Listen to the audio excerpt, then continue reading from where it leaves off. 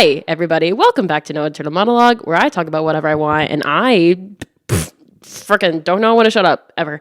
As you have known from, this being like the 103rd episode that I've recorded over the past 3 years, I don't shut up, ever, and I'm never going to stop, and that's just how it's going to be. You click, you listen, I don't make the rules. So, with that in mind, wow, I'm feeling a little feisty this morning. But I do have a feisty little guest. Her name is Abigail. How are we doing today? Oh man, I'm so excited. I was just telling Morgan before we got started recording that this is literally a dream come true. I love her podcast, and I'm so excited to be here. Thank you. Literally, as soon as you said dream come true, I was like, oh fuck, what? I never hear anything like that. So I was just like, oh.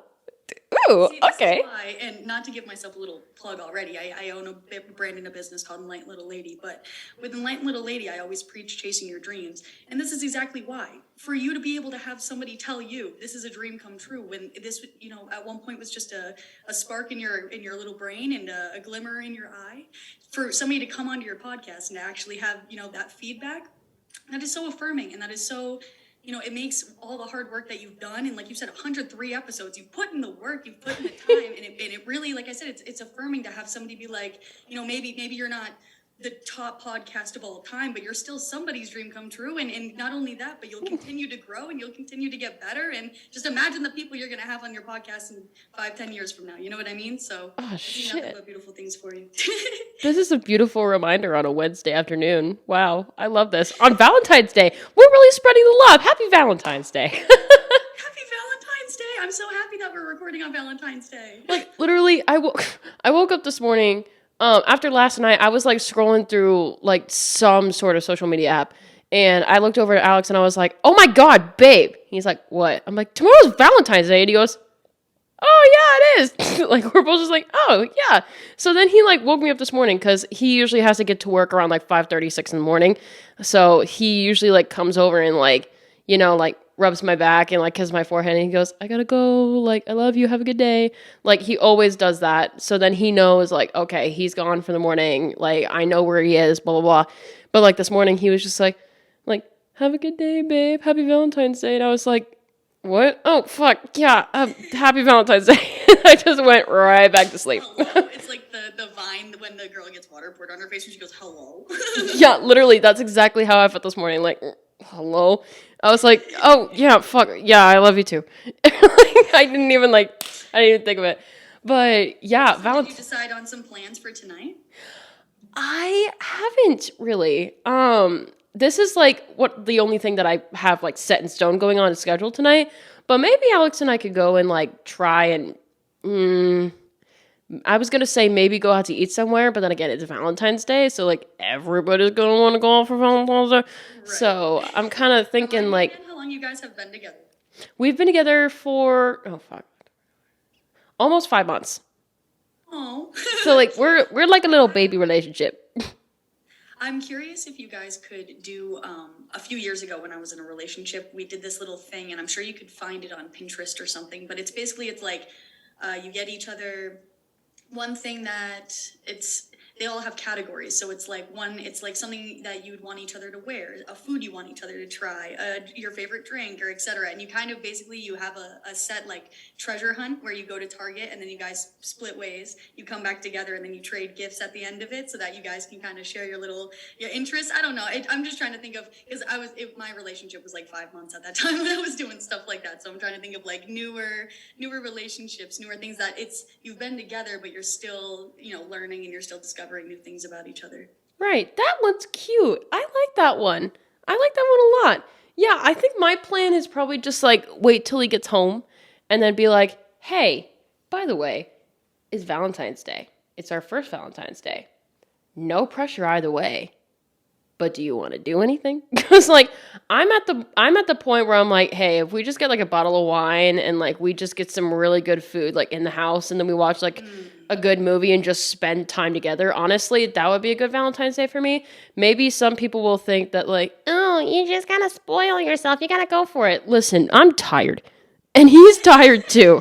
So I feel we're just at that point where I'm 24, he's going to be 29 in a month. And it's just we're getting a little bit older. and we just want to spend time with each other and not feel the pressure to like go out and do this and do that and do this and do that. And like funny enough, every single time like Valentine's Day kind of comes around, it honestly kind of makes me a little bit sad. But this year I'm just kind of like, oh fuck, it's Valentine's Day, I forgot. And I just didn't even think of it, which honestly, to make it sound a little bit weird, that feeling is a little bit better of a feeling than being sad every single Valentine's Day. I'm pretty sure I recorded a podcast a year ago, almost to the date, where the title of it is like Valentine's Day is like makes me sad. And then I mentioned why for like 5 minutes, and then I'm like, okay, I'm gonna read some Reddit stories, and then I did. So I'm like, okay, enough about me. Now fuck these people again. Like, I don't know, like whatever I was trying to do.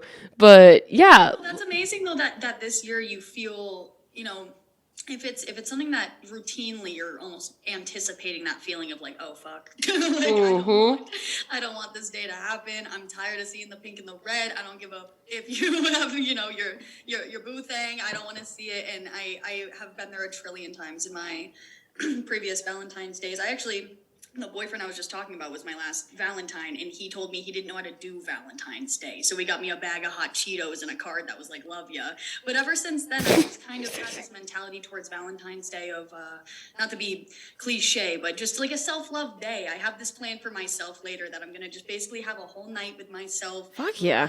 Gazing in the mirror and just loving on myself. And I have a yoga practice I already found online that I'm going to follow. It's all for self-love. And I don't know, kind of using that as, I talk about this a lot on my page and on my live streams, but your intention behind everything that you do, whether you have a boyfriend or not, whether, kind of like you said, it's not about the glitz and the glam. It's even if you guys just got a bottle of wine and you just had a nice meal together, it's about your intention behind it. So whether you're, with somebody or you're just single for your Valentine's Day, I think that you can really, it doesn't need to be this cliche, whether you have somebody or you don't. It doesn't need to be black or white. It can be whatever you want it to be, and it can have a beautiful, individual meaning for yourself aside from what capitalism wants to make Valentine's Day. Right, exactly. Also, I just switched up my hair because I looked in like my monitor for like a second, and then I realized I had like a chunk of hair just like like sticking out here. I'm like, yep, Wednesday, middle of the week, hump day, yeah. So have fun with that.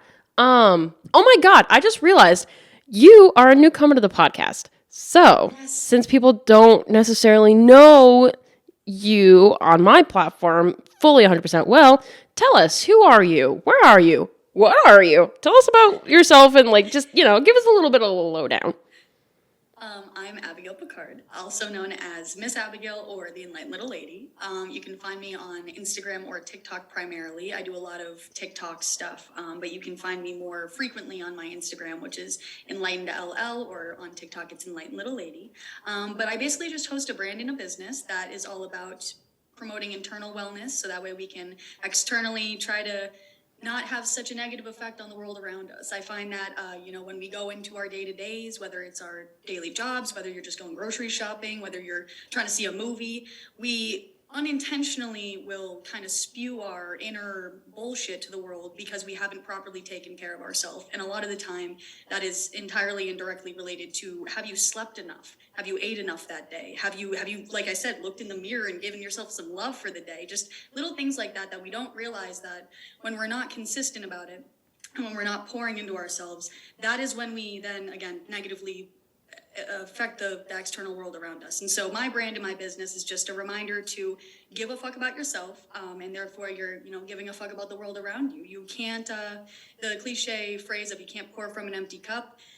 I basically take that and I have all of I also do one-on-one coaching. And so I have my people that I work with kind of apply that phrase into their daily life so that it's not just something that you're saying, but you're practicing what you preach. And so if you want to chase a dream, or if you want to show up better in your relationships, if you want to, in whatever ways you want to have a better, like I said, impact on yourself in the world, I just help you to close the gap between where you are now and where you want to be to help you get there. The energy is so contagious. Like you were going off and you were talking about what your business is all about, and I'm literally just sitting here like, like I'm sitting here like, I'm in the works of creating my podcast of my own for that reason, because like you said in the beginning, you're like, I don't shut up, neither do I. So if at any point you're like, oh my God, she's been rambling for 20 minutes, feel free to interrupt me. Oh no, fuck. I have a 20-minute ramble as well. Like, you're good. Like, honestly, it'll just open me up to new perspectives and I'll be like, okay, content. Yes. Here we go. Go. See, and that's the whole reason why we show up, right? Is just to be able to inspire ourselves and inspire each other. We gotta inspire each other. That's so funny. That's like the no internal monologue dance now. Actually, no, Morgan, have an original thought. Anyways, so you know what? How has your week been? Let's do a little bit of a catch up of the week, shall we? My week, if I'm being completely honest, this is the most lively I have felt all week. And I'm actually really, again, very grateful for this experience, because it's really charging up a part of me that I feel like I've been disconnected to this past week. I struggle with a thing called PMDD. If you ever come onto my page, you'll hear me talk about this a lot, because it's something that affects me a lot. But it's premenstrual dysphoric disorder. And so basically it's kind of like, if you're a woman that has a period, you know that when you experience your PMS symptoms, it can be, all types of unpleasant, but basically PMDD is like the severe version of that. And so if you take the idea of cramps, I get cramps. And if you take the idea of mood swings, I get mood swings. And so it can be something that can be debilitating. But that's been my last week, is just kind of moving with that and through that. And with that comes a lot of resting, a lot of self-reflection, and going inward, hermit mode. Yeah, I feel that. Holy shit. Yeah. I feel like, at least for my week, it's kind of been a little bit that, but also if some of you have not read my blog that I posted on Monday night, I talked about how January is probably like the loneliest month of the year for me. And like, it's almost like every single year, like clockwork, I have like a 2 to 3 week, maybe even a month long period of like a depressive episode. And it's just hard to get myself out of there.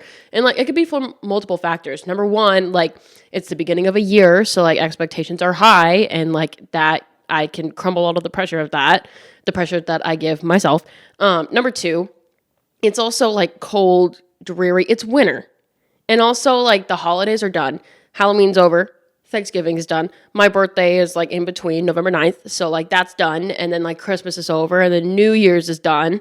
So then it's just kind of like, okay. And you're recovering from that. And all you want to do is just hibernate. Like you said, just hibernate, sleep, just eat all the fucking food you want. Like all the color, like all the warmth drains out of all of our faces. We literally just look like we all caught boyfriend air. Like all of us caught it simultaneously. And it's just like, like we all feel like fuck, and then my skin gets all dry and flaky, and it's just like ew. But like mainly what happens during that time is I mainly just get so hard on myself, like so aggressively hard on myself. It's not even funny.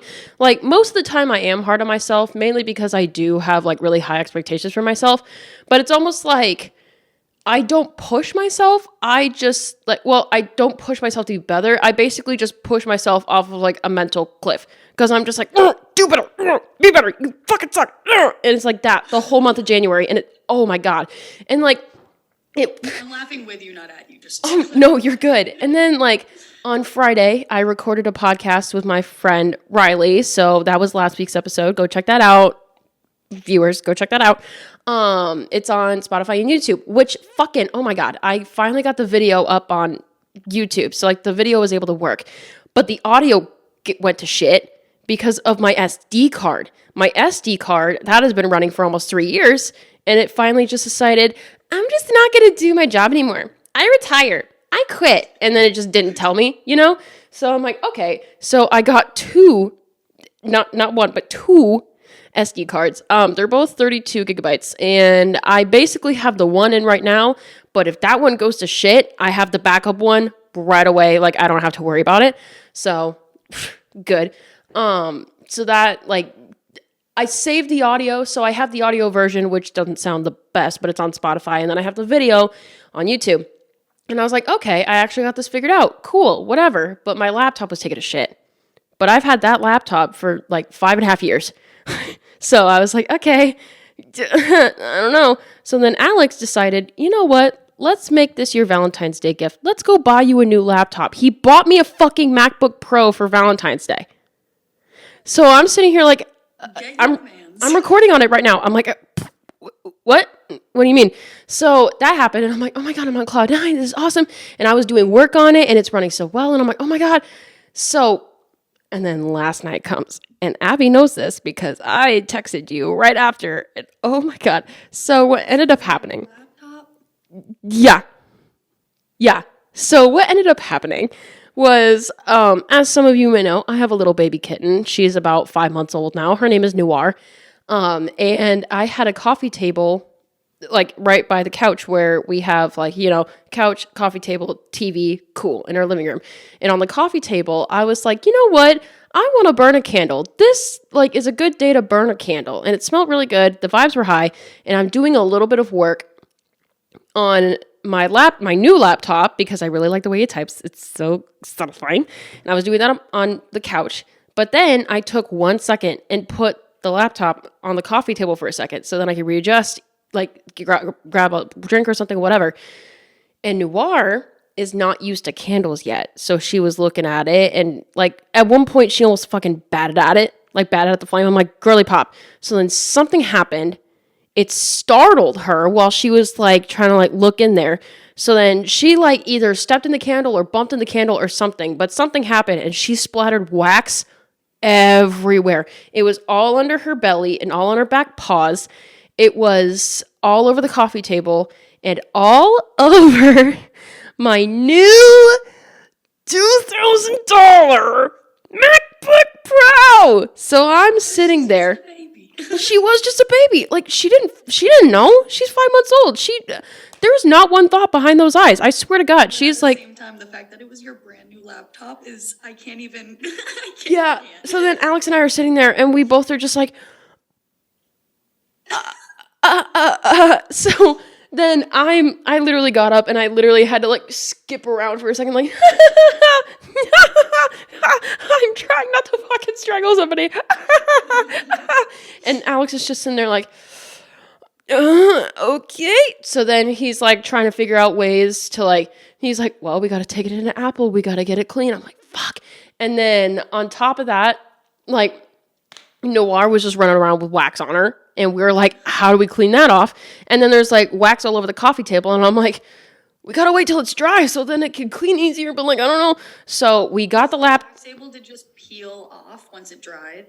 Yeah, pretty much. And then Alex like got to disinfect like everything to make sure it didn't have like that sticky residue on. So the laptop literally looks like that it never happened. So thank you, Alex. I love you. And then the keys are okay. Like you said, you can still type and it's still the nice keys. Oh yes. Good. Everything. It's literally like it didn't even happen. And I'm like, okay, good. We don't have to go to Apple. We don't have to spend money. Good. And then I cleaned off the coffee table. So that looks spick and span. It never happened. Then we had to give Noir a little bit of a bath. Just, to help it go through easier. And she was not having it. Like, he had the bathroom closed just so she wouldn't, like, run out while it was happening. But, oh, my God, you would have thought someone was killing that cat. Because, like, she was like,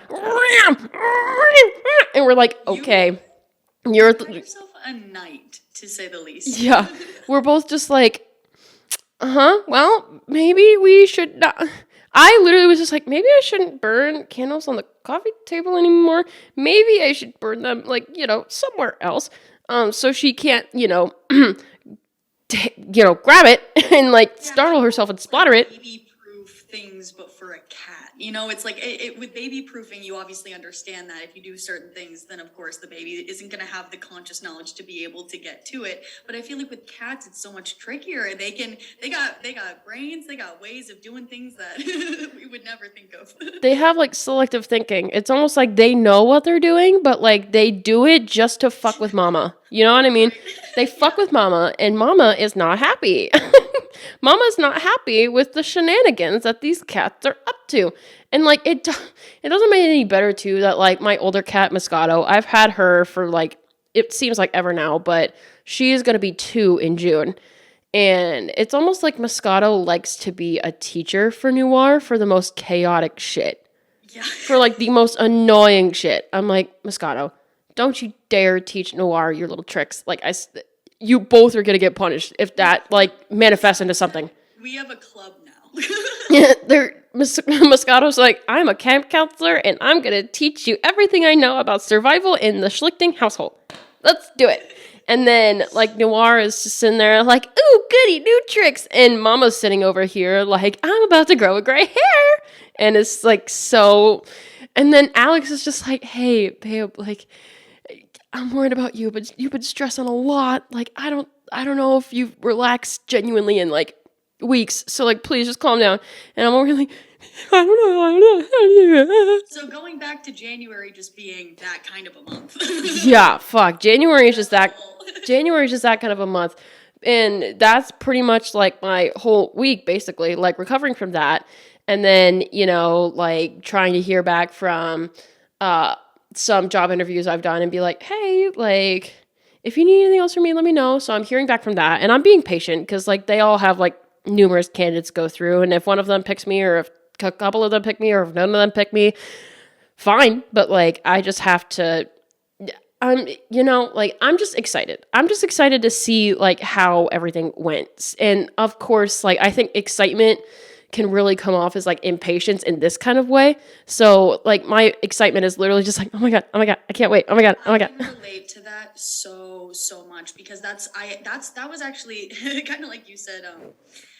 I just like, this week has really been a time of reflection for me, and something that I've had to kind of tell myself is, like you had mentioned, you know, you said it was like almost like you bring it onto yourself, this the feelings of, like you said, your own, I forget exactly the phrase that you used, but like your own trying to rush the process. And I have been doing that in my own life, and I had to kind of sit with myself the last couple of days and be like, babe, you got time. And also so much of this, like you said, about being in the winter is, it's so natural for us to be so, of course we're going to feel, you know, like chubby and gross and crusty, and because it's, like you said, we're kind of hibernating. And even though we, of course, have a functioning society where we go out and we do our things and whatever, and it's not like we're, you know, of course, like our ancestors and quite literally hibernating, but we are very naturally in tune with the going within, wanting to sleep more, like you said, wanting to eat more, and all of these things. You have to give yourself almost that grace and understanding that, yeah, it's going to be a frustrating time, but it's primarily because the sun's just not out, because it's not warm outside, and it's because we can't, you know, be the entire full versions of us that we want to be. And like you said, whether it's the podcast, whether it's these little, you know, in discrepancies in your life, or whether it's just overall looking for a job. I'm also mid-job search right now, but like you said, you almost have to give yourself like that reminder of, be excited, but be patient and enjoy the process, because you not getting all of these jobs is because none of those jobs were going to be the job meant for you. You know, right. What I mean? The one that you do get is the one that's going to be the lesson that you need to learn, whether the job ends up being good or bad. So just like hold faith for yourself, give grace to yourself, and know that, like I said, it's a matter of weeks, a matter of time until where the sun's going to be out, the weather's going to be warm, we're going to be all right.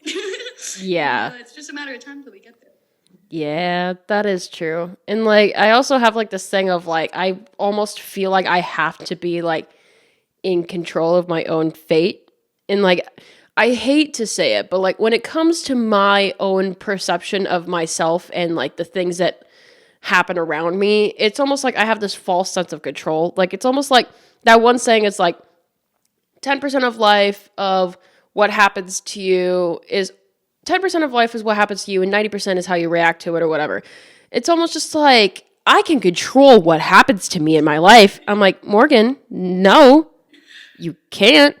I mean, you can lead with the right energy and just, you know, like, manifest shit happening. But then again, at the same time, life is life, and shit's gonna happen. Shit's gonna hit the fan. Shit's gonna go all over the place, up, down, roundabout, like fucking do the honky-tonky hokey pokey, turn yourself around.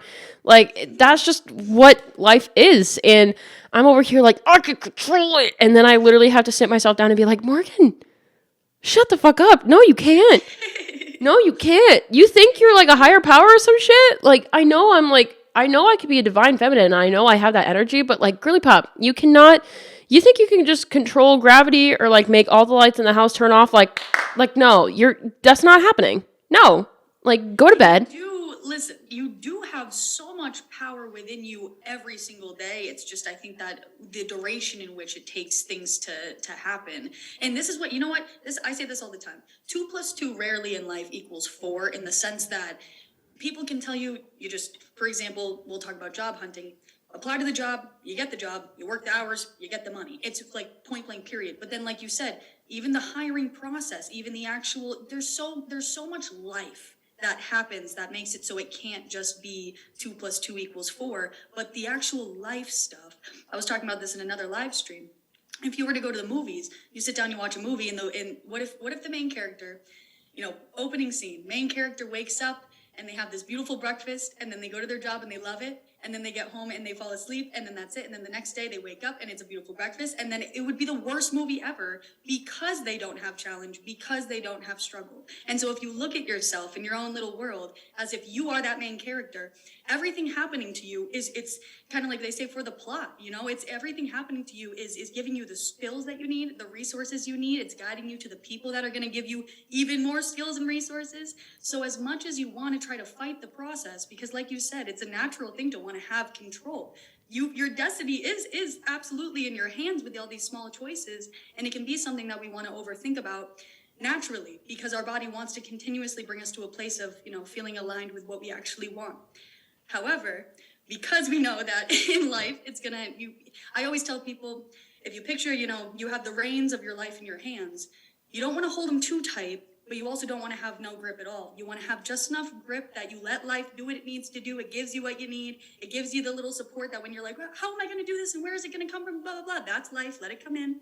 But you still have control at the end of the day, So it's that two to tango, that balance with life, and it's a never-ending process. It's a never-ending journey. So this, and that's again with Enlightened Little Lady. I always preach that when we take this time to expend our beautiful energy looking for the reasons why we're not good enough, or looking for the reasons why we're not doing enough, or looking for all the reasons why we're not receiving, you're unintentionally putting out this forceful, resistant energy. When you just relax and allow yourself to just be here and be you, give what you can, and you are giving what you can, and you are doing what you need to do. Again, it's just that life is doing life. And so sometimes you just got to quiet the noise, come back to you, and remember that you're doing the best you can. And that's all that you can do. It's winter. Yeah, no kidding. Real quick, I just got a notification that our time is almost up at this meeting. So I'm thinking I can get out of this one, start a new one, and then we can keep on going. Okay, that sounds good. Perfect. What the? The fireworks. What? Just I have to. Celebration. I have to keep that in.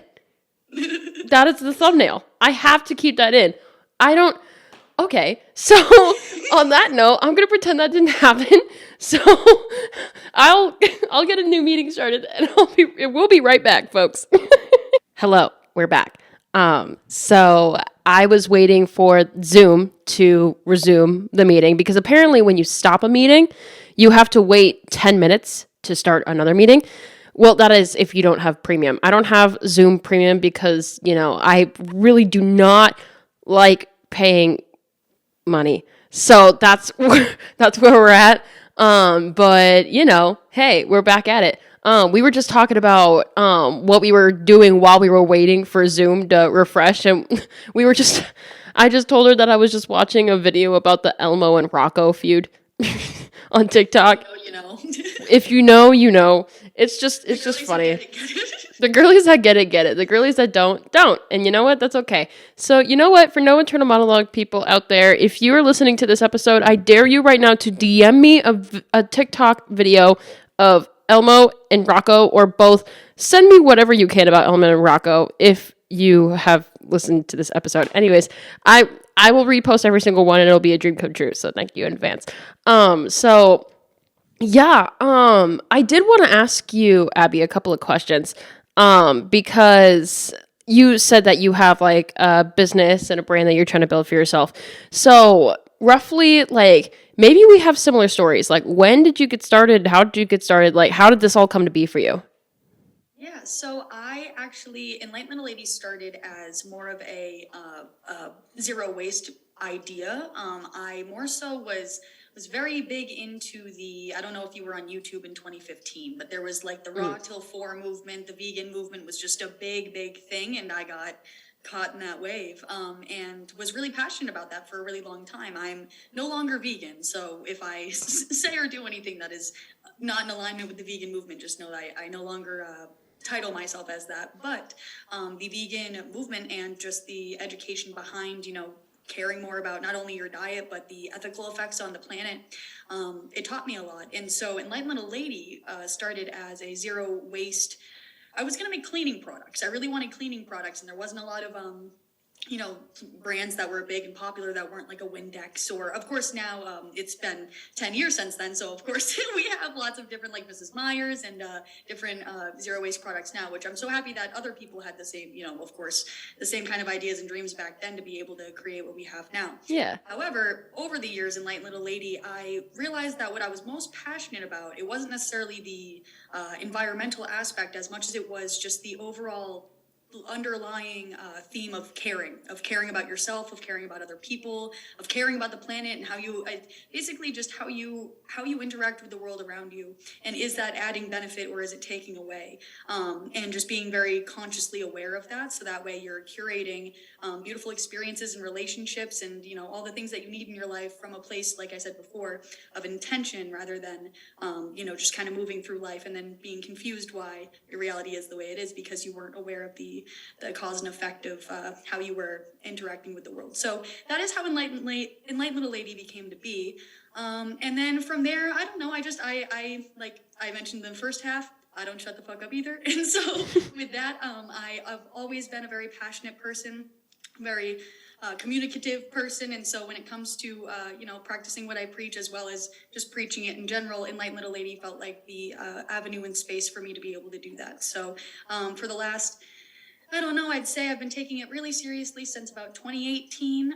In terms of taking it full time, I've been on and off just because I also was in a very random tangent. I was doing automotive for the last 6 or 7 years. So if I wasn't doing Enlightened Little Lady, I was working on cars and being around cars, just doing anything to expand that way, because I was under the impression that this couldn't be, my main avenue, and I had to go do something else in order to make this work. But I'm at a point in my life now where Enlightened Little Lady is my full-time job. It's my full-time, how I create my income, and I'm working effortlessly to continue to grow that and establish it as best as I can. But for now, this is my pride and my joy and my little baby. So that's a little backstory. That's awesome. I love that. You were talking about starting a podcast too. So like, what are you like gravitating towards with that? Like, what's your plan, or do you have a plan? Like, whenever I hear about someone wanting to start a podcast, I'm like, ooh, what are you doing? Like, what are you talking about? Because I just get so fucking excited about it, for obvious reasons. But, but like, tell me a little bit about that if you want. Yeah, so I apologize. My phone just vibrated to the listeners. I have it on Do Not Disturb, but I'll throw it over across the other side. Oh no, it's. I mean, fuck! I didn't hear shit until I heard like. Expecting it to bounce off. Anyway, when it comes to the podcast, like I said, I'm just really passionate about all things that not only can I do in my own little world, but that other people can do as well. And so the podcast would be all about all of those things, but more so, I'm actually at a space in my branding where I went from, like I said, health and wellness and environmentally minded branding to I want to be more of just a person you can relate to and a personality. And so I want my podcast, rather than being consistently health and wellness oriented, I wanted, of course, to have bits and bobs of that and to have the educational piece. However, when it comes to how I want my social presence to be, whether you find me on YouTube, the podcast, Instagram, TikTok, I just want to be somebody that you feel like is your best friend. It's just somebody that I'm doing life as much as you guys are too. And I just want to be able to not only talk about, the things that I'm learning, my authentic struggles, but be a light, a love, and a support and a resource for everybody else that feels like they are just as confused, just as lost, and want somebody else that's in their mid-20s, like I said, going through it just as much as we all are. So I don't necessarily know if I want my brand and my business to continue going towards the services side of it, in terms of, like I said, I do coaching right now, and I also offer tarot readings, which I want to throw that out there if anybody wants a tarot reading. I'm very passionate about that as well. But Woot woot. I want those to more so be the cherry on top, and then the actual content will just be you and I, very similar to this, just kind of sitting down, shooting the shit, talking about what we want to talk about, and being real, being authentic, and being everything that we want to be, and not allowing any outside societal limitations to keep us from doing exactly that. So that's what Enlightened Little Lady is. That is incredible. That's awesome. Literally, you were talking about that, and I was just like, holy shit, this is exactly what I feel like I want No Internal Monologue to be as well. Like somewhere where we can celebrate being human, where we can celebrate like being our most authentic selves. And like we don't have to relate to everybody at the same time. Like we can relate to everybody. Like we can have like our original experiences, but at the same time, like if there's something that we're all universally struggling with, like we can be like, hey guys, isn't this fucking silly? And we're all like, yeah, of course, that is fucking silly. Why are we all going through this? And we're like, I don't know. And then we all just like shoot the shit. I feel that. Honestly, like I'm thinking too, like I've been kind of thinking about like different people that I've had on the show like over the years and how some of them have their podcasts of their own, and you know, some people have been wanting to start podcasts, or even the Working Witch podcast with Jackie, with the host Jackie. She was talking to me about how she wanted to start a podcast, but then she went on mine and she's like, okay, that's a catalyst for me actually doing it. So she was like, low key, like she put out a video one time and she's just like, yeah, No Internal Monologue is kind of the catalyst of me starting my own podcast. And I was like, oh fuck, that's so cute. So I thought about like taking those podcasts and going to them and being like, hey, if you want, like if we all like have like people that we want to support at the same time. I was doing like little crab hands for a second. I was like, what are we doing? Crab hands. SpongeBob. I eat Mr. Krabs. But like I thought about like having those podcasts, like giving them like some sort of an option, like, hey, if you want to be a part of a community where we all support each other as creatives, like maybe we can do like No Internal Monologue Studios, where it's all a whole bunch of podcasts like under like the same umbrella that have like the same goal, just like, hey, we all want to like feel like each other's besties, and we want to, you know, like shoot the shit and celebrate being human and blah blah blah, like no matter what the theme is, you know. And like I thought that would be a really good idea. So if you ever would be interested in that someday, if you would ever be interested, I would welcome you with open arms. I'm just saying right now. Yeah, I am. Listen, I had a couple of pilot episodes on my podcast. I already have it all set up on Spotify and all that. Except that because it'd been so long of a hiatus between recording one episode and another, I don't have anything for you to listen to as of right now. But you saying that this is the catalyst, I pulled out my microphone, I pulled out my headphones, I set everything up, and so once you and I stop recording this podcast, it basically sets me up to have no excuse for why I can't record my own. So I definitely hear you on that, and I will 100% be. I actually have on my content calendar behind me, Fridays are my podcast day. So every Friday you should be able to get an episode from me going forward. But yeah, no, that's an incredible idea, and I also think that something that I'm really valuing a lot as I take this more seriously and do this full time is having that creative space with other people who are doing this, because a lot of people in my life that don't do content creation don't understand the amount of effort and time and energy and love that goes into just producing one episode or producing one TikTok, etc. I mean, sometimes I'm editing my TikToks for a long time, just, you know, for them to not necessarily get the traction in the audience that I'm looking for, and to be able to have those conversations offline as well is really, I think, like I said, a beautiful idea, because sometimes I think there's this space between either you do content creation and you're active on it, and it's almost like you're just kind of expected to show up and you don't kind of talk about the behind the scenes of it, or you're not really involved with content creation and so you don't really understand the behind the scenes. But I want to have those conversations where we take the behind the scenes, bring them up to the surface, and like I said, whether it's my podcast, whether it's yours, whether it's just in a general communicative way, just, you know, allowing each other to feel like we're together in our struggles rather than feeling isolated in our own individual realities. Yes, honestly, like if you want, like I know you talked about having me on your show at some point. Maybe that could be like our discussion, maybe the main discussion. But I was even thinking, like, even for my own show, I thought about actually bringing someone very close to me that doesn't do content creation, that has seen me do it, and see what their perception or perspective perspective. Yeah, that. I would Like, eat that up. I would eat it up. like either like maybe my mom, maybe my sister, maybe Alex, because honestly, I think I might ask Alex because like even though like even though we've only been dating for like 5 months, like he's the one that has been primarily watching me do like a lot of my content lately. Like he saw me yesterday working on like one graphic for like an hour and a half. And like I'm going to be using that for like YouTube or whatever. Cuz like what I'm thinking is like there's a podcast that I really like called Ladies and Tangents. If you've heard me talk about them before on this podcast, then you probably know where this is going, maybe. But on YouTube, whenever their camera dies or whenever their camera like shuts down and they're not aware of it, but the audio is still going, they'll have like a graphic up and it'll be like, so sorry, so sorry. And like it's like that while listening to the podcast in the background. I created one of those, but for my like podcast. So what I did is I took one of my photo shoots from last year around this time, and it's of me like holding a candy heart like to the side and looking at it like you know. So I basically animated that, like drew it, but instead of having like eyes, nose, and mouth or whatever, I have like 2 pieces of tape over the mouth and it says uh-oh, and then on the candy heart, instead of saying stream my content besties, it says we'll be back on your screens soon, besties, or something like that. So then when like my camera like shuts off and I don't know, then you have something to look at while we're trying to figure it out. So it's basically like a hang in there, like poster kind of thing.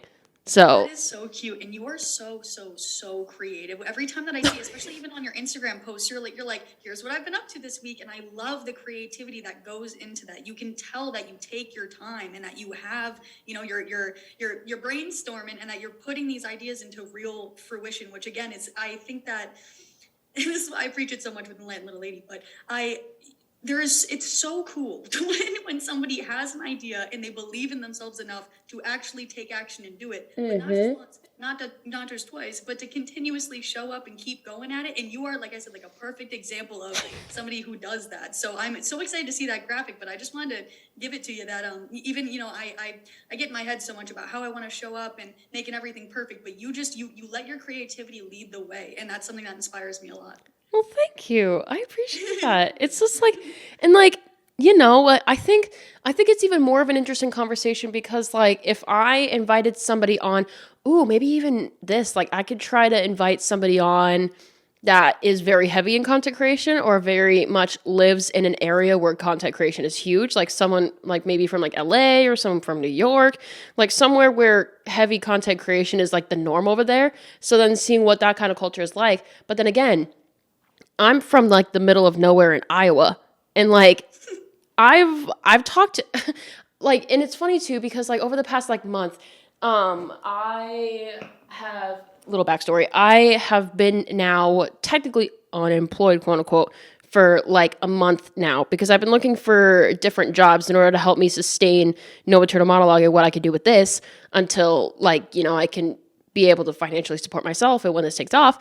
But I've been looking for jobs, but at the same time, I've been trying to focus on some health stuff because whenever I get into a depressive episode, like most of the time, my hormones just go fucking flying, and I'm just like, oh, I don't know what to do. And then I'm like, oh, it's time for a change. So then I like book so many appointments with doctors, and every single time, whether it's a doctor, whether it's a receptionist, whether it's a dentist, whoever the fuck it may be, like a therapist or someone else, like I have told them about like, oh yeah, I know it's in a monologue. And everybody, if they are in the vicinity of like the Midwest, everybody's just like, you do that? Like that's a thing? You could do that? I'm like, Right. yeah, like, yeah, you can do that. Of course, it's like a very new thing because it's 2024 and it's not like as like holy shit now, but like it's been like holy shit ever since it was possible to do it. So like I hear people Hear me out. If I can, I don't mean to interrupt you, but no, you're good. I love because what you're segueing to is I've been talking about this so much in my life recently, which is that if you look at media as a whole, I mean, even consider Miley Cyrus just won her first Grammy.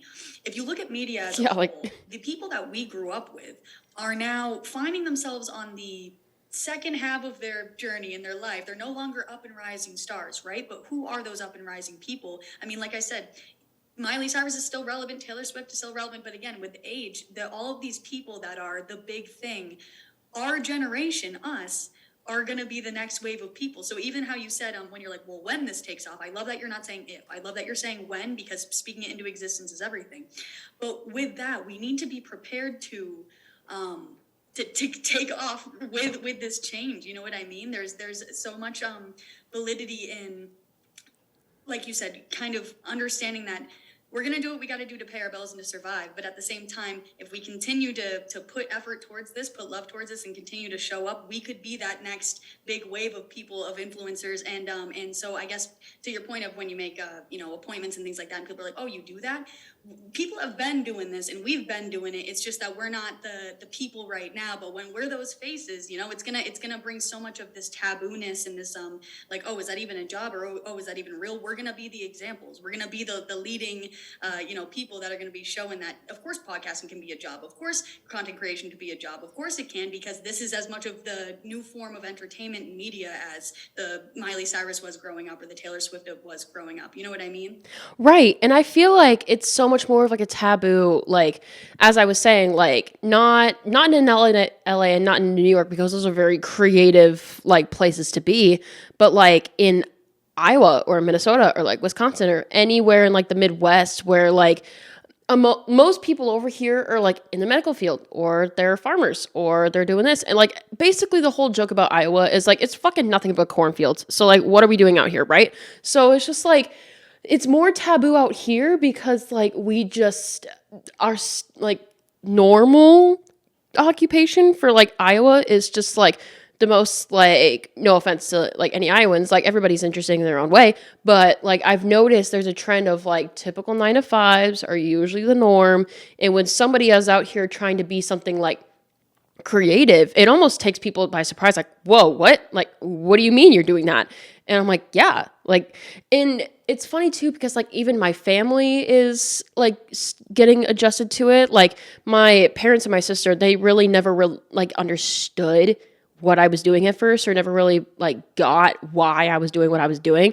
But now it's coming up on 3 years that I've been doing this, and they're now like, oh yeah, the podcast, like, yeah, do that. Or like, hey, have you ever thought about that? Like, that'd be really good for your podcast. Or like, hey, you ever thought about this? And they're actually like feeding me ideas.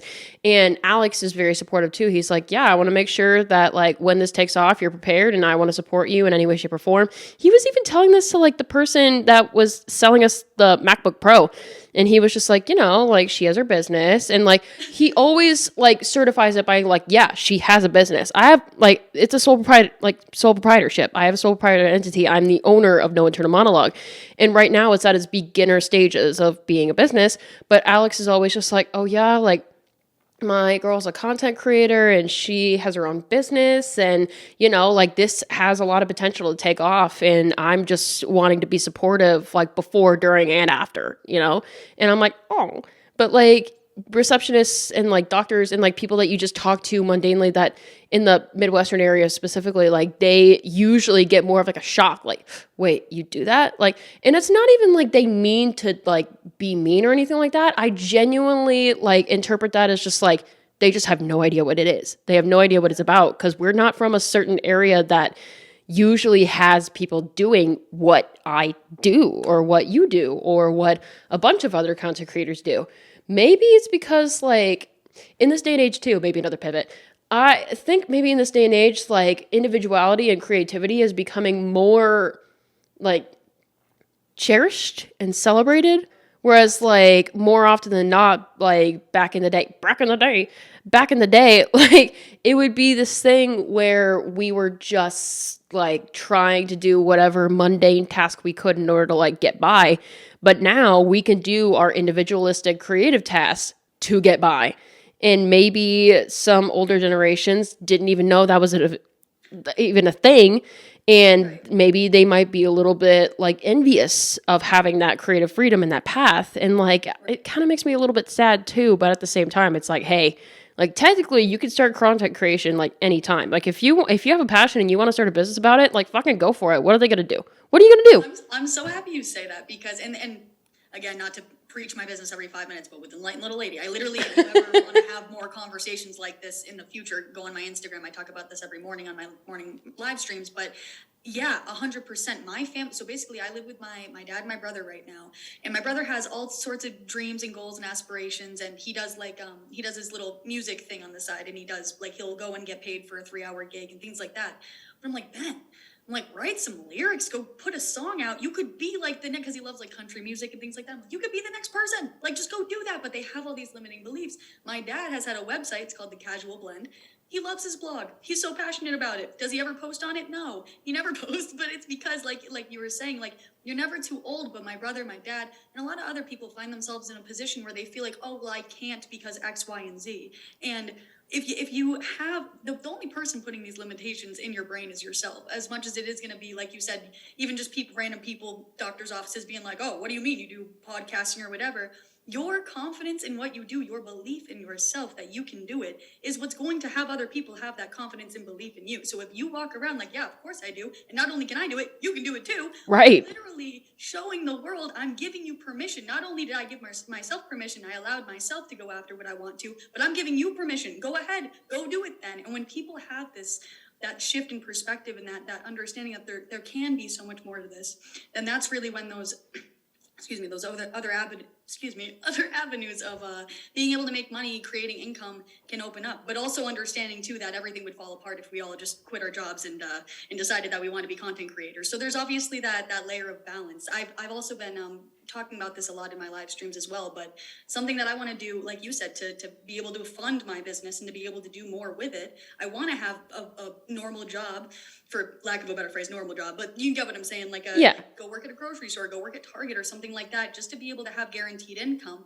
maybe even do a serving job on the side, get some cash, and then do my business, so that way I'm a participant in society in all my avenues, but I'm still chasing my dreams. And so when you look at doing the things that you want to do, whether it's content creation, whether it's doing music, whatever your little path is, when you look at it with, the eyes and the understanding that you can have it all, it's just going to take time and it's going to be something you got to commit to. Right. It just opens your eyes to all the different possibilities and opportunities that have been there the whole time. You've just been holding yourself back. And one of the things that I want to do with No Internal Monologue too is, one of the things that I also talk about with the business is I want to develop this further. And I feel like when I get bigger, I feel like there are going to be multiple different people that want to get started with their own business or want to get started with their own ideas and stuff like that, but they really don't know where to start. And, a lot of people nowadays have shifted to some sort of media marketing when it comes to social media, marketing yourself on social media and stuff like that.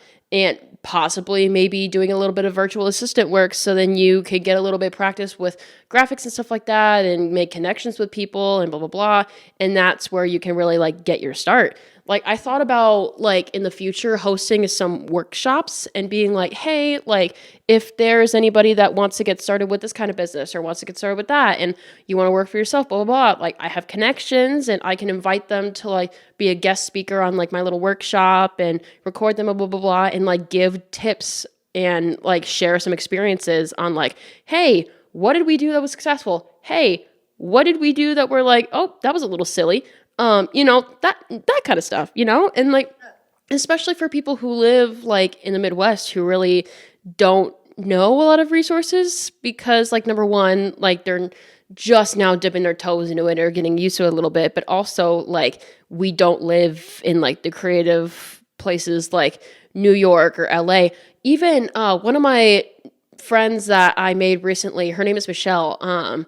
She was even telling me too, she's just if you try to get into a creative line of work and you try to put yourself out there with people in LA or New York, they see your location as Iowa and they don't even fucking think about it. A lot of people forget Iowa's a state because we're just so hidden and they really don't think of us as more as creative or quote unquote out there as a lot of people in bigger creative cities are Chicago, LA, New York, whatever. And I'm hey, everybody can have their own sense of creativity and everybody can have their unique spin on things and you just give people a chance, just because we're from Iowa doesn't mean we're stupid. We gotta we're trying to make something out of this too. We're trying to do the same creative things that you are, but You know, like sometimes we can be shot down a little bit, and I don't There's want also people so to much feel be that way. said, too. I feel like that when you are working on it's so ironic how much work goes into the beginning stages of something and how little people see of that, just because there has to be that foundation that you have and that back end. I always talk about doing back end stuff with my business, and I always get insecure that people are like, what does that even mean? Like, if you're not posting a TikTok every day, then what does that mean if you're doing back end? But here I am, I'm laying out programs, I'm laying out pricing, I'm doing, like you said, you're working on your graphics, you're working on the you know, there's so much that goes into it. And before people can see the amount of effort that's gone into it, you have to be ready to commit and apply yourself to the process of, like I said, giving it time and knowing that people might not see, like you said, you're on your 103rd episode. People might not you might not have your big episode until the 545th. But guess what? When you have that big thing that blows up, then people have all of this content to binge of you and from you. And Right. so it makes all this, the work, you know, that you're putting in now worth it.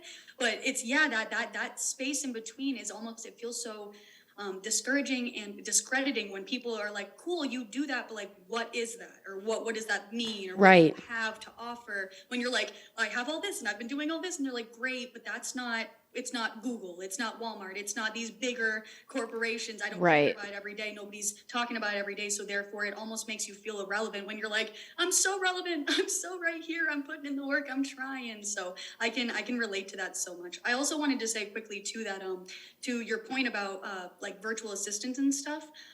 That's the other thing. If you're listening to this and you're somebody that you feel like you're maybe not somebody that wants to have your own platform, but you want to be in the creative space behind the scenes, people like us, we need a team. We need people that are going to be the ones that kind of pick up the slack where we can't carry on. And so if you want to be, like I said, you don't want to be the face of anything, but you want to be involved, reach out to your favorite content creators, reach out to your favorite people that you want to work with, and just shoot the shit. Like, see what your opportunities are, throw something at the wall and see what sticks, because I promise you, that is where you're going to, there's so much to be said for networking, but that's where you're going to receive the new, like I said, perspectives and possibilities that are going to be able to take you more so where maybe you see yourself, rather than always, again, hiding in the shadows, being like, maybe one day, because that one day is right now if you decide that you want to take a chance on yourself.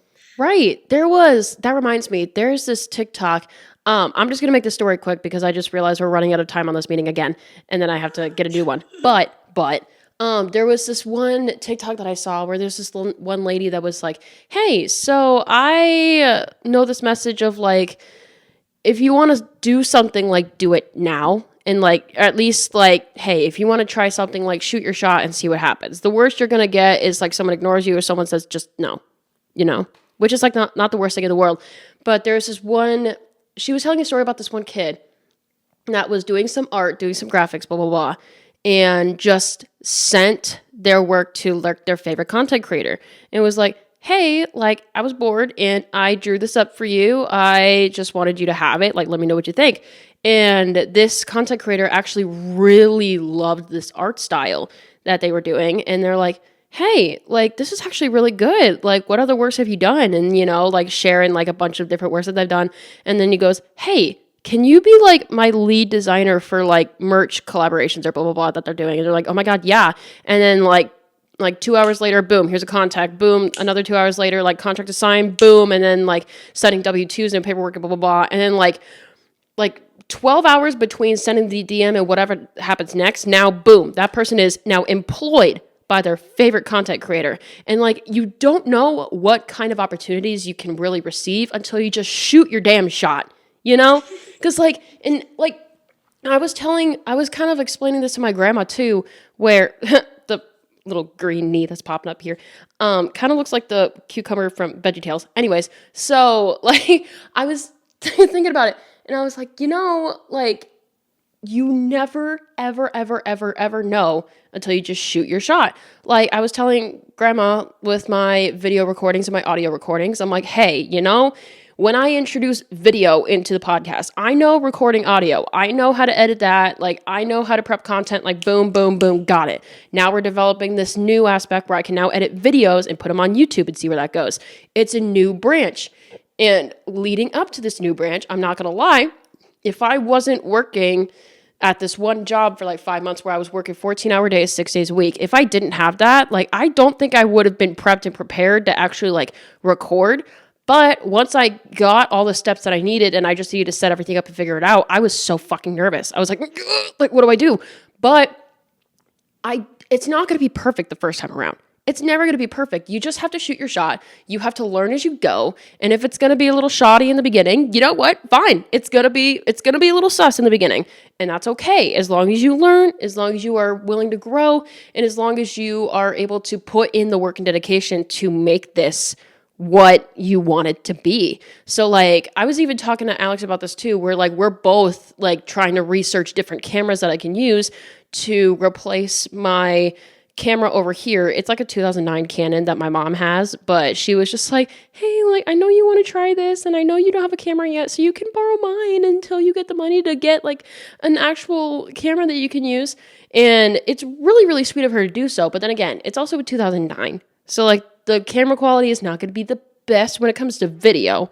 However, it's not going to be compatible to the software that we have in 2024 now, which right. What you're saying, but again, as somebody who does content creation, I know exactly what you're talking about. Right. And it's just like, again, it's not going to be perfect and I'm not going to be able to learn the first time. Like, for example, when I first recorded video on this camera, like I did not know how to get it from, like I was putting the footage into iMovie and then deleting all the SD card footage so then I could clear more room to record again. But then all of that footage disappeared. What I needed to do was get the camera footage into my downloads on my computer instead of just solely in iMovie.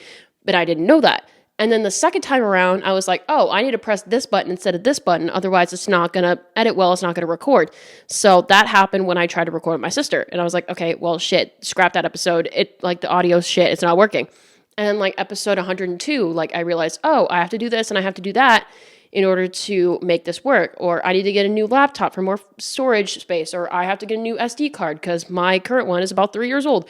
You know, shit like that. Like, and is it an inconvenience? Yeah, a little bit. Is it frustrating? Absolutely. You're totally valid in your frustration. But at the end of the day, it's kind of like the universe is kind of testing you to see if you can actually handle it and get through it. And then once you do, then like the rewards start coming in. You know, I made a TikTok about it. I was wearing this sweater when I made it too.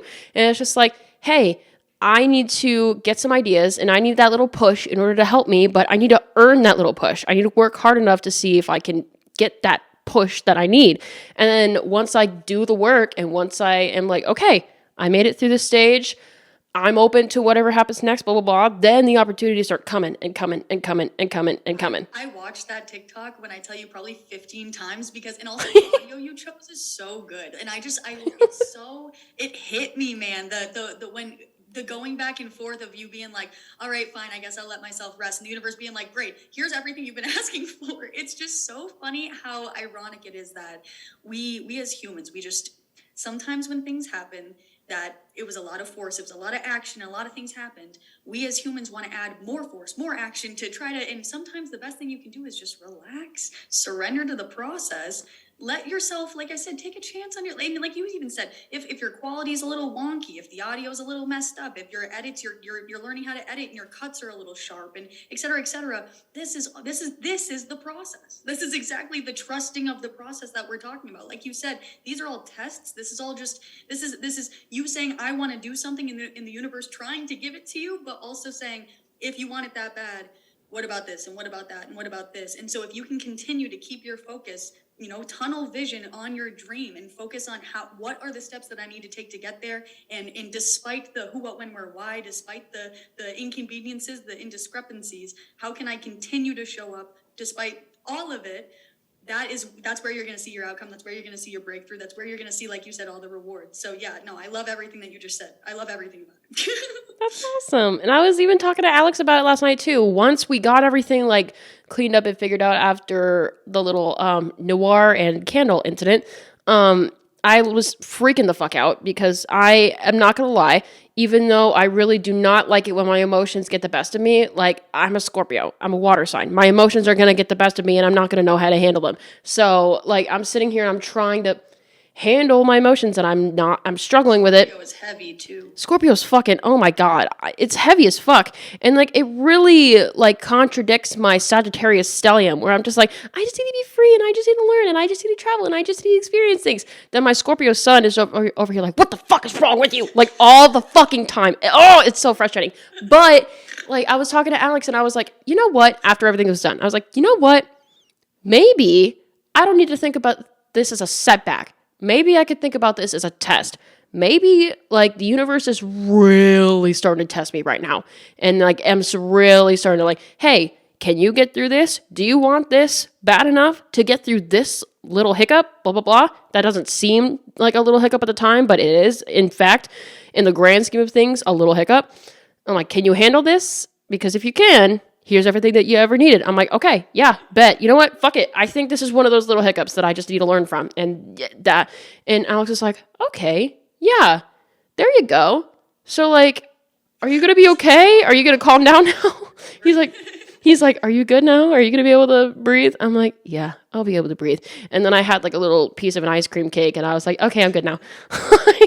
I was like, just remember that all I needed to do was probably just eat some ice cream cake and relax. yeah, I was just like, you know what? I'm going to reward myself for like the mental anguish I just went through. Here's a slice of ice cream cake from me to me. Oh my God, thanks me. Oh my God, yeah, not a problem, me. So yeah, it's one of those. What I mean too when I talk about the internal world versus external world is that a lot of the time, exactly that. All you needed was just you needed a little treat. You went through a lot. You needed a little incentive to just keep going for the next few hours. You know, it's things like that where when we remove ourselves from life being so and we just like take a step back, it's like you're not in trouble. Like, and it's not supposed to be a punishment. It's not supposed to be hard and scary and sad and mean. Life is supposed to be something we can move through, figure out, be here with each other to do exactly that, figure it out, and just breathe, man. Relax, right. Breathe and let life be life, because I promise you it's so much better than you're giving it credit for. And you, whether it's me, whether you're listening, are so much more than you're giving yourself credit for, and you are doing enough. You're doing plenty. So give yourself the credit you need, and just know that it's all working out behind the scenes. We just got to breathe and eat ice cream cake. Exactly. And yeah, honestly, I was thinking about yeah, I was telling Alex about this, and obviously he sees this from day to day, but when I come to like stressful situations like that, it's really hard for you to remember that I just need to breathe and just let it flow, and it'll all be okay.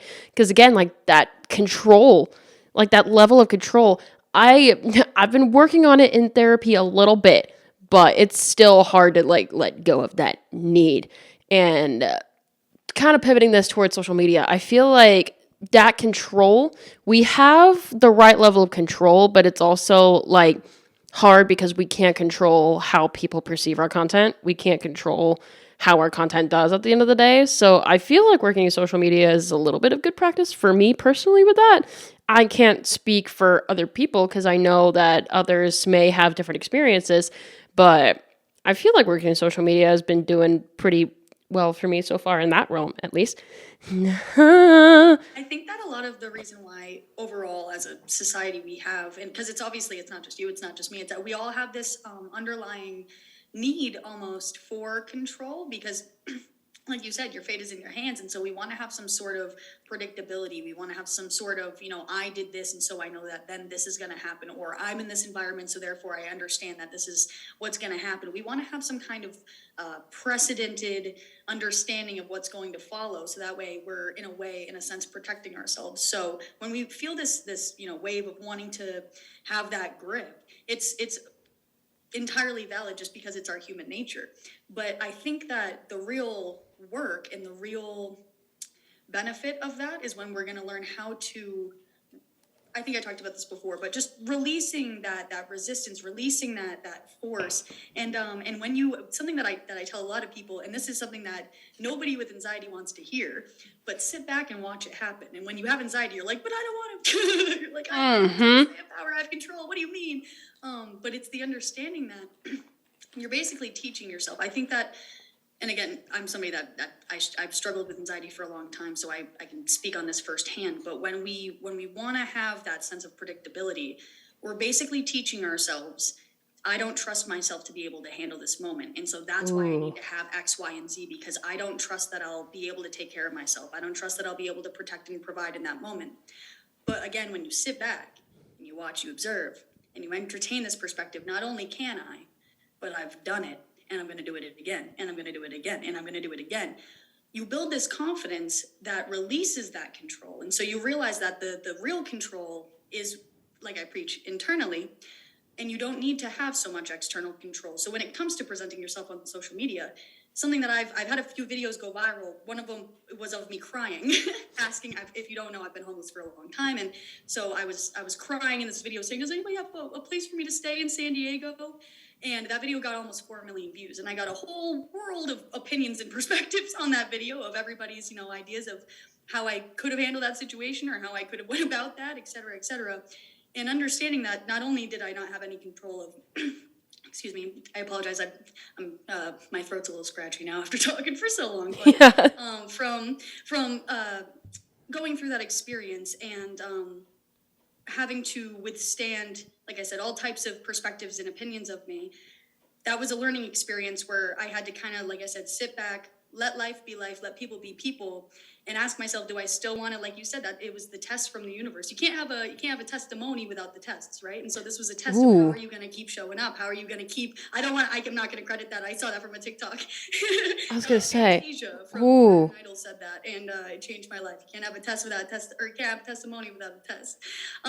Powerful words, but yeah. And so when you look at life that way, when you look at things, if you're feeling like you're overstimulated, or like I said, there's a lot of external pressure, see that as just noise. When you feel like there's a lot of internal pressure, learn how to release. And when you continually practice that, just the letting go, just the exhale, I find that a lot of our problems, quote unquote, aren't actually problems. They're just more of the figments of our imagination that keep us within that sense of control. So not only do you not necessarily need the control because the problems aren't actually there, but life can actually be so much more of a blessing and a gift when you allow things to come into your your vicinity, your space, rather than feeling like you have to have the personal it's, of course, we're all like I said, we have control and power in our own ways, but there's so much that life is going to give you that you don't know about yet and you don't have control over. So allowing it to come in, allowing you to be you, allowing life to be life, and just again practicing this like mindful approach of Yeah. No kidding. And also, I was paying attention, I promise. I was just writing down that you can't have a testimony without a test and like crediting who it was. Fantasia from American Idol, you said? yeah, it was Fantasia. Yeah, honestly, that spoke to me. And I was like listening to you go through and like the more you like expanded on the idea, like the more that phrase resonated with me. You can't have a testimony without a test. Honestly, like if that's the case, if you can't have a testimony without a test, the universe really likes to treat me like a college student then, because it's just test after test after test after test after test. Like, oh my God. Like but a lab rat. maybe I'll graduate eventually. Maybe I'll graduate the universe test eventually. I don't know. But yeah, like that. Yeah. Yeah. You ever have like a phrase where it just relates to you so much? Or like those, those like gotcha moments? Like if you're like really self-reflecting and then something just hits you where you're just like, oh, fuck. And the universe is like, huh, gotcha. And you're like, and you really don't know like what to say about it. You're just like taking it all in. Yeah, that's the moment that that's the moment that I'm having. No, that's good. I'm grateful that we were able to find ourselves at this part of the conversation, because if all of that got us to this now, that means that you needed to hear that. That was a message that needed to come through to you. Ooh. Huh. Guys, you should book her services. They're really they're really like, wow. It took me off guard, but in a good way. Wow.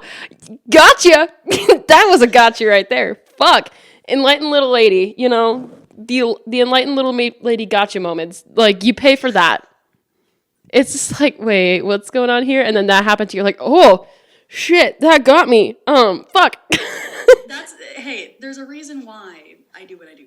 I feel like I should pay you. I find that I have so many of those moments with myself too. I always say that I have conversations with myself, with God, source, universe, whatever your higher power is. Mine's, I like to say source, but I always have conversations where I'm having exactly that with myself in the car, where it feels like it's not even necessarily me. It's like a download of like it's God, like it's something being spoken to me to be like, hey, this is what you need to be focused on. These are the perspectives and the wisdom. And even like the human earth part of me is like, what do you mean? And like, I don't want the tests either. But there's this part of me that feels like, I have a general understanding of, like I said, if we just relax, that usually solves a lot of our problems. It's just coming down, bring it back down to earth and relax. And so that's, again, why I try to preach that part of me, because even if I'm not practicing it every day, there's still a part of me that's like, there's a wisdom that lives in all of us, and if we tap into it, it's there for our taking. Yeah. No kidding. I think you said it best. I feel like I should pay you. This is a lot of good like shit to be hearing, I feel like I feel inspired. I don't know if people could feel that aura off of me, but I feel like I want to go work at a coffee shop after this. That's the feeling that I get from that. And I'm like, wow, okay. Yeah, for sure. And I don't even know, I'm sure the viewers will probably have some sort of an epiphany too. Honestly, listen to the end when we plug all of our social medias, because you're gonna want to visit her. You're gonna want to really bad. But yeah, there was one question that I was gonna ask you earlier, because I was gonna ask you this, and then our time ran out on the second little meeting that we had. So we both are content creators. We both are building our brands and our businesses off of that. I was doing the crab hands again. This time more like jellyfish like. More like, hey, the sea likes to talk. But it's one of those Baby shark baby shark yeah, me all the time. But I was thinking you're a content creator, I'm a content creator, and maybe for people out there that do the same thing that we do, or maybe to a certain degree, I've always wondered about this, and I've wanted to talk about this with somebody. So, has there been something that you've noticed that is a little bit funky or fun or weird when it comes to content creation that you didn't even think of back then? Is there a certain question you get asked all the time, or is there a certain universal experience that you've noticed? It's I didn't even notice that can happen until after I started creating content. For me personally, I love looking around and just admiring what all can be used as content, because I could see everything around me as inspiring, and I could see everything around me as a hustle, or I could see everything around me as just this really beautiful experience that I really didn't even notice until I started content creating. Or there was another thing that I was going to say. Ooh, one weird thing that I've noticed that a lot of people that don't do content creation are usually what? I always ask people if they want to come on and if they want to talk about a podcast or whatever. I always ask them whose name can we keep in? Whose name do we not keep in? Who consents to having their name on the podcast? Who doesn't consent to having their name? Or what kind of experiences can I talk about? And I'm always doing that mental filtering to respect other people's boundaries and wishes. And other content creators just naturally do that. But then with other people that don't do content creation as normally, they'll sometimes look at me and be like, wait, what? And it's not their fault. They just don't really know. And I really never noticed that until I started content creating. Anyways, has there been an experience for you that you've noticed ever since you started that you know what I mean?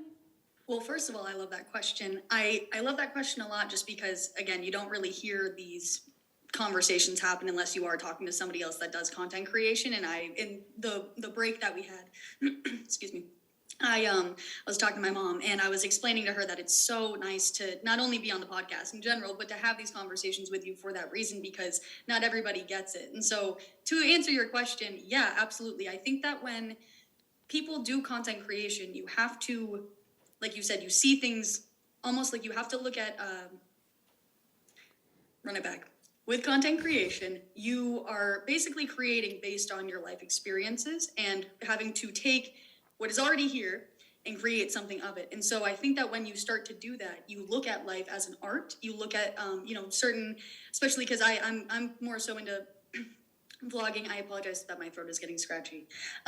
Hey, welcome to podcasting life, baby. A lot of videos and things like that. And so when it comes to videos, I'm always paying attention to lighting. I'm always paying attention to, just different angles and different, like you said, audio and things like that. Whereas if you just want to record a video. Usually if you don't do content creation, you're not thinking about any of those things. And so I'm very heightened and aware of a lot of the beauty that is in life, like you said, just because you kind of have to be, because you're like, oh, that could be a thing, and that could be a thing, and that could be a thing. So you always want to kind of jump on the opportunities that are around you. And a lot of the opportunities you'll find are in these mundane moments, where even you take ASMR, for example, how trendy that is, but ASMR is just sounds. That's all it is. You're taking away the complexity of the art, and you're allowing just the sound of water to be the sound of water. You're allowing exactly these little again, mundane things that we usually oversee, but bring it to the surface and creating art with it. So I think that regardless of, again, whether it's you, me, or somebody that's listening, but if you do content creation,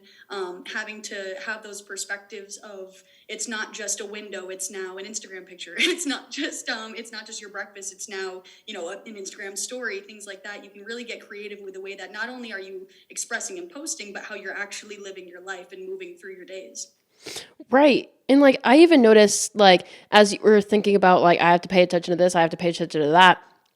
There was one meeting that I had with my website designer.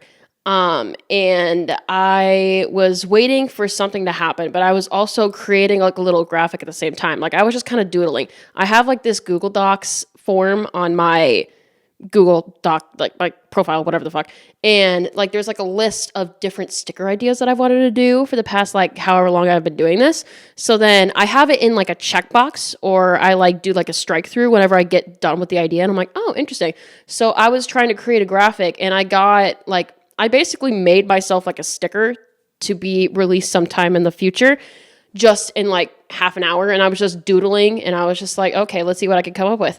And then like 30 minutes later, we're like waiting for something to download. And I just look at Gakunju, and I was just like, hey, by the way, I made this graphic. What do you think? And he's just like, wait, what the fuck? How'd you get that done in like 30 minutes? Like, that's good. I'm like, well, thanks. And like, I like make my graphics, and I am like, I like to make my graphics as authentically me as possible, but also I know that I'm not like the best graphic designer in the world. I know I don't have the like collegiate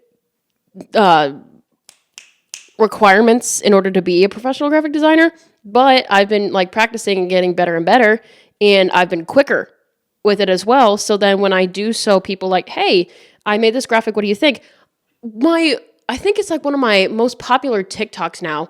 It's on my pin profile. I created a like sticker or a graphic or something, whatever it could be used for in the future. Wink, wink, for people who may be listening in the future and know exactly what I plan on doing with this. Wink, wink.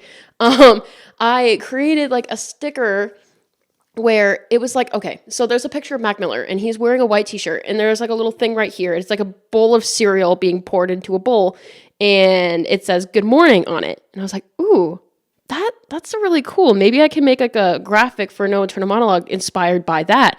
So I showed people the picture, and I was like, let's see what I can come up with.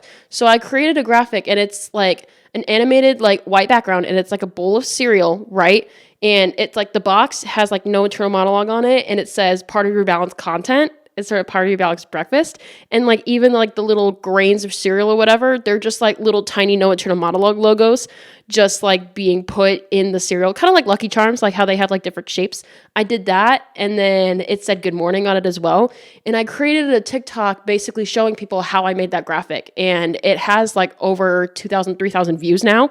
And it's like, I saw it, and when I've been waiting for you to, I just wanted to have an interjection, dude. When I tell you your creativity leads the way, that's what I'm talking about. I watched that video, and I was like, there's no way, like the way your brain sees things and can take the inspiration, and then just like you said, you just went for it and you started to curate it all together. Like my brain would have to take that project and separate it into 20 different parts before I even achieve it. But you're like, I have an idea and I'm gonna go after it, and I love that, and it came out so good. My favorite part is that on the box of cereal, it says part of your part of a balanced content. What does it say? Part of your balanced content. Part of your balanced content. Yeah.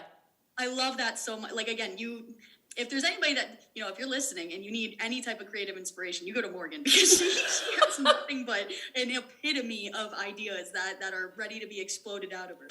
Well, thank you. I appreciate it. I love the idea of something like exploding out of me, like content. I love that. Honestly, if something does need to explode out of me, it's content. 100%. Period. No No notes. We're done. 11 out of 10. If there was an IV of your bloodstream, it would just be literally just pure creativity, just imagination and creativity. Thank you. Look at your set. You were able to develop such a beautiful set for yourself as well. That's obviously super representative and expressive of exactly what I'm talking about. The internal parts of you that are like, let's take inspiration from this and from this and from this, and you put it all together, and that is your content. It's just you're very rich. You're very pure in your approach to all things content creation. Thank you. I appreciate that. And like, even like, I'm not gonna lie, the imposter syndrome in me is even thinking like, oh, like, how can I make this set a little bit better? Or how can I do this better? And like, I have to take myself out of that mental way of thinking and just kind of like sit here and be like, you know what? This feels authentic. This feels like me. I don't know why I would change it. Like, I love this. Like, every single portrait on this wall is like dedicated to, like 99% of it is from small businesses, either that or like I created some of the art on this wall by myself. And like I get to look at all of the different like prints I have and all the different art pieces, and it just, every single piece means so much to me. And I'm over here like, why would I change it to make it look somewhat aesthetically more pleasing? Like, no, my creativity is coming out of me as we speak. And like every single time I brought someone into the studio, no one has ever said like a bad thing about it. Like, again, like my parents are Virgos, and like they function more on like the logistic rational side, and like they do have their bits of creativity here and there, but I feel like out of everybody in the family, I feel like whoever is becoming the most like creative and really utilizing their creativity for some sort of like a life path, like I feel like I'm the one that people would think of, because like I'm the one creating a podcast. Nobody in my family, let alone anyone in the state, usually does what I do on the level that I do. Even when I was going to Warburg, some people were asking me like, how the fuck do I keep up with a podcast every week? How the fuck do I do this and that and this and that, like every single week, juggling everything that I juggle? And it's just like, well, like I just love to do it. Like this started as like a little hobby, and then I got more traction than I thought, and now I'm making more connections than I ever believed I could, and it just motivates me to keep going. Like, and this is only the beginning, Morgan. Like when I tell you, even the other day when we were talking about PR packages, I was like, it's right around the corner. It's you. Like when I tell you, all of the work that you've been putting in is not for nothing. You didn't come this far to just come this far. You are easily well on your way. And if again, you don't even realize how close it is. I promise you can wake up tomorrow, do an email that's going to change your life. And if you do, DM me and let me know, because I mean, fuck, you're like one of the first people I'm going to tell. Like, obviously. I'm just saying, like and not just you, but again, people listening, the potential we have inside of ourselves is uncanny, whether it's you or even like you said, like your parents might not feel like they can do it now, but anybody that feels like they are meaningful, like they have something valuable to offer this world, go and do it. See what can come of it. Like you said, the connections, the resources, your life will change inevitably if you just give a fuck about yourself, if you just believe in the possibilities and you let it happen. Let life happen. If there's anything you take from this podcast, it's let life happen. Let life happen. Let life happen. Let life happen. Period.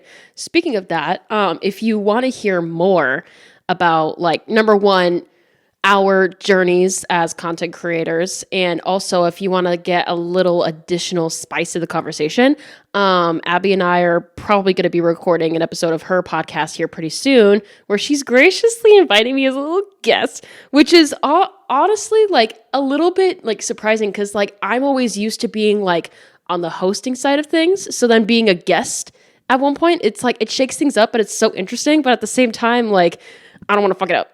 You know what I mean? Like, I don't want to fuck it up for anybody, you know? No, you're a veteran. If anything, you're going to be the one carrying the show. I'm just going to be there asking the questions and leading the conversation in the same way that you are. But I promise, like, if you enjoyed this episode, you're going to enjoy the one on my podcast even more, because it's just going to be a continuation of just this beautiful goodness. I love this exchange going back and forth.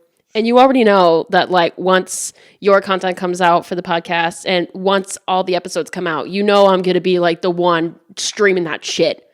Like, you know I'm going to be the one sharing that shit. Like, people will know. People will know, you know? Well, I appreciate your support. Because you had said it was around this time last year how you did your little Valentine's Day shoot with the candy hearts, and I was in my archives of my old stories I've shared not too long ago. But I just wanted to shout out that shoot one more time. Love that shoot. Love everything that you did with it. And if you haven't already seen it, go onto her Instagram and check it out, because she basically did a whole Valentine's Day shoot with these candy hearts that you made. Right? You made them yourself. Yeah, I made a little candy heart, and it says "Stream my content, besties." I only made the one though, because like after experiencing like how much time got into making the one, I was like, yeah, I'm only gonna do the one. I can't do others like at the moment. Sorry. Behind you, right on the chair. It is on the chair. Whoa, if I don't kill the chair, but it's right here. And it's so cute. I will say it is hidden a little bit simply because like when I was packing to like move, like again and again and again, I had this candy heart, but like it got stuck to a box. So then some of the blue pigment on the box got taken off by the box. So now I'm going to try to find some paint and like redo those little corners, but that's where it is for right now. And maybe eventually I'll come up with like more props for like a photo shoot. I'm looking for photographers so that I can do my 4th No Eternal Monologue photo shoot. Because my Ever find yourself in Dallas? I have a photographer friend in Dallas, and she has the coolest sets of all time. I can send you her Instagram afterwards. But I'm please do, yes. Miss Abigail little lady tour, kind of like the first road trip I did, but this one actually planned, and so I plan on going there, and she's gonna shoot me. So that's why I figured I'd offer her services, because her name's Jess. She's incredible. Well, hell yeah! If you do want to send me her profile, please do, because like I'm not gonna lie, I do have a little under a month to get this done, because I'm thinking of a No Eternal Monologue somewhat like little party on the 9th of March, and then my 3rd anniversary or 3rd birthday is on the 12th of March. So I'm like, I need something soon and I need it now. So, anybody who would like to help me out, like, let me know. I'm gonna send this to you in a DM right now. Oh, period. Sounds good. Speaking of sending people back and forth, I'm going to send all of y'all to What Can Morgan Not Stop Listening To. I would say what's stuck in my head, but if you don't know the title of this podcast, number 1, thank you for mindlessly clicking. I appreciate it. And number 2, a view is a view, and I love that. And number 2, like, I don't hear anything in my head, so it's fine. So What Can Morgan Not Stop Listening To? Honestly, I'm trying to go through my playlist right now and seeing what songs I've been like really like gravitating towards lately. Does this podcast, is going to be copyrighted if we play the actual song? Probably. Probably. But well, to anybody listening, I've been loving this song "On My Love" by Zara Larsson, and it's so good. You need to go listen to it. It's like a upbeat pop kind of song, but it just always gets me in my kind of. Ooh. It's very like it gets me going. What was it called again? It's called "On My Love" by Zara Larsson and David Guetta. Oh, period. I love that. My song that I've been listening to is Moments by Johnny Yukon. He's the same guy that I recommended earlier with like his song Gloria, and it like blew up on TikTok. He's more of like a more independent artist, but as far as I know. But yeah, he has a song called Moments, and honestly, like it's one of those songs where like it comes on and it's like, ooh, this tickles my brain. It tickles my brain in a good way. And I really, really like it. And I love the production of it. And I love like the key of it. I don't know, something about it. It just like gives me so many good feelings, so many good vibes. So that's definitely the song that I've been listening to lately. And I just added both of those to the playlist. So everybody will be able to listen to them. Johnny Yukon. I could see if I could send you like a little bit of like a snapshot of the artist that I'm thinking of. But yeah, his Is it this one? Yes. It is a I'm saving it. it's a boppy little ditty, a ditty little bop. Honestly, I love it. And speaking of love, weekly obsessions. I would say my weekly obsession is coffee. Again. But I have like these little pre-made vanilla lattes that I could just pour and then go. But I have a pre-made vanilla latte, and I just used it this morning to try it. There's like Belgian cookie syrup that you could put in. It's like pre-made vanilla latte, and then just put a little dabble of like a Belgian cookie syrup and then stir it up a little bit. That's what I've been sipping on my little goddess lady mug during this podcast. And like it literally tastes like a cookie. Like this is like cookie in a cup. And I was just like, fuck, this is like my daily coffee intake, but I don't get like the gross like coffee bean taste. Because like I can kind of drink my coffee with a little less creamer every single time I drink it, or the more I get used to it as I'm like growing up as an adult in society.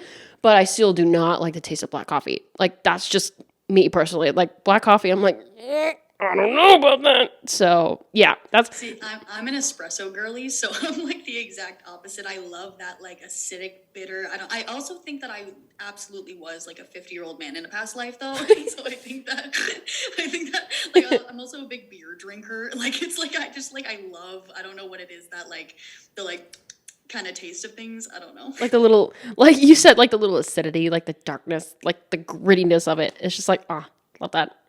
Yeah, but also I completely understand why you wouldn't. Like I get, for me personally, like I want to have like that personality of just having that little bit of grit. But then again, people look at me and they see me as like a little child. So like I get it, 100%. Like I want to have like that grittiness and that edge, but I'm more of like an unhinged little kitten that just keeps like running around like all the time. Like that's me in a nutshell.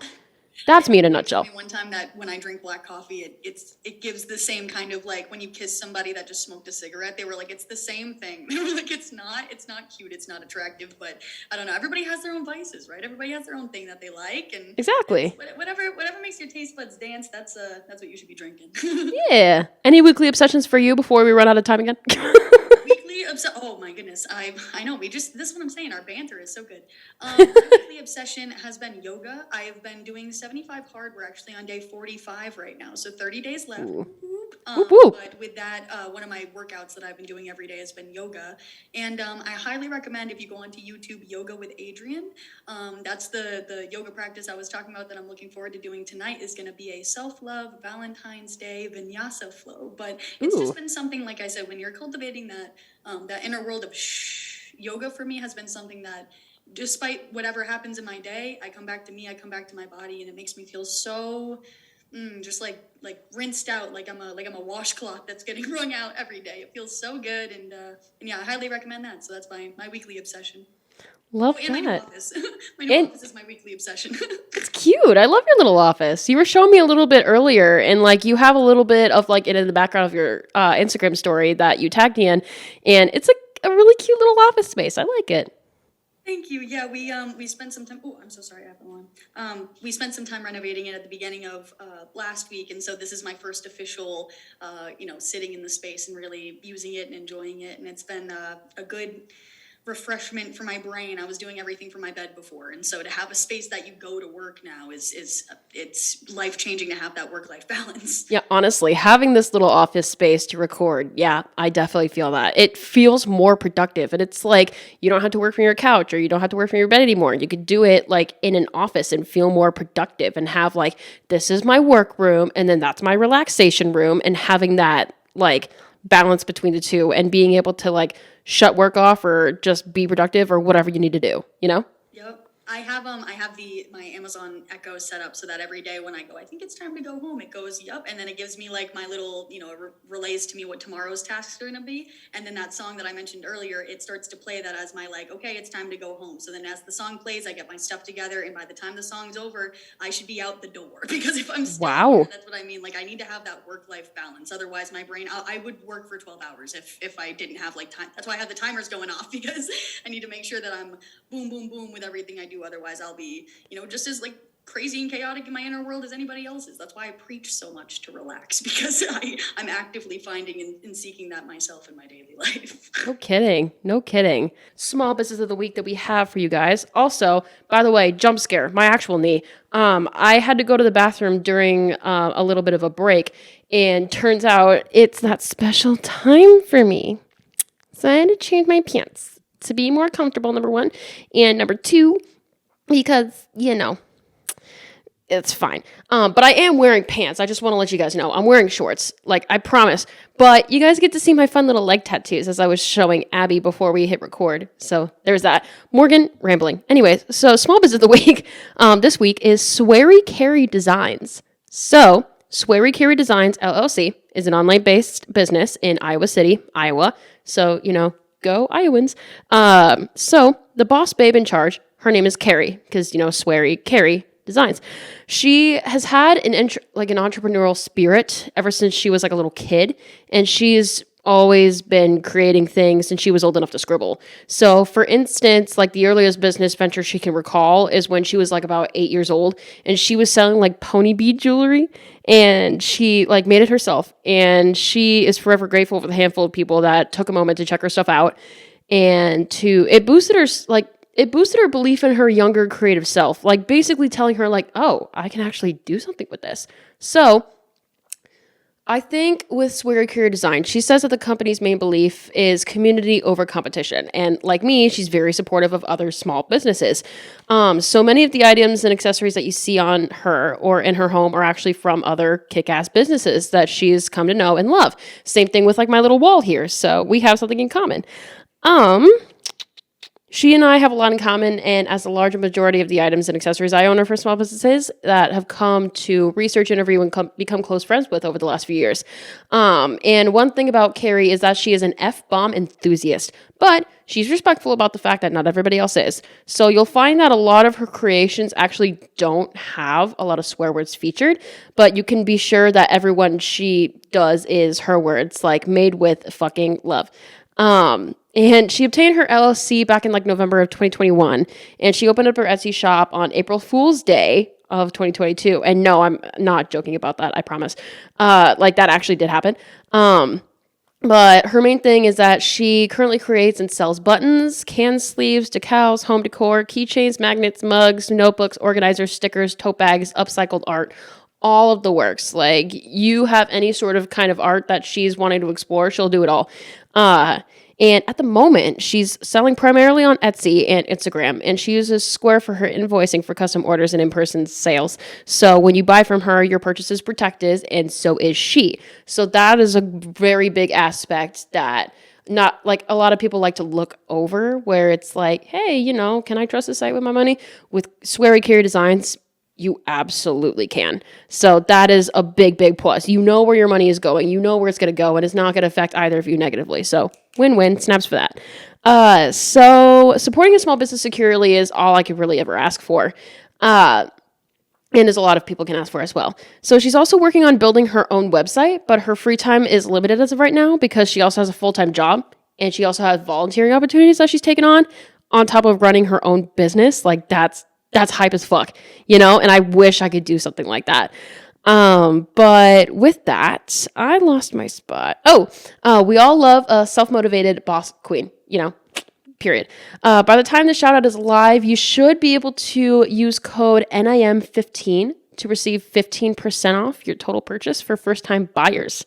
So you'll have to check out Carey on Swery Carey. Check out Carey and all Swery Carey Designs has to offer. So you can find her on swerycareydesigns.com. So I'll spell that. SWEARYCARREIE. There we go.